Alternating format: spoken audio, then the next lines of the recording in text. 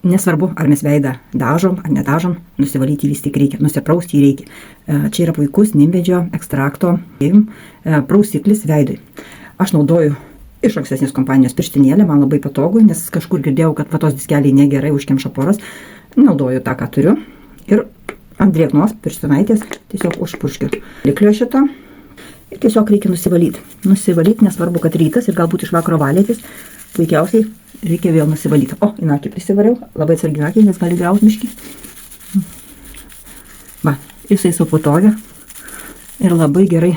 Ir matosi šiek tiek, kad nešvarumų yra iš po nakties, nes miegam, bet mūsų oda teršiasi kažkodėl tai.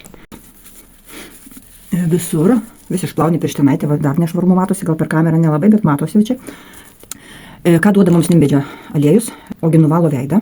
Apsaugo veidą nuo visokių atsiradimo spogelių. Pas mane labai linkus oda, kartais čia atsirasda ir visokie randeliai būna visokių spogučių. Tai labai gerai išvalo, dezinfekuoja ir netgi gydo. Ir kiekvieną kartą nuprausus nuvalius veidą, aš užsitepu tokį kremuką. Čia tiesiog ant nuvalyto veido. Va. Viskas, dienos rutina.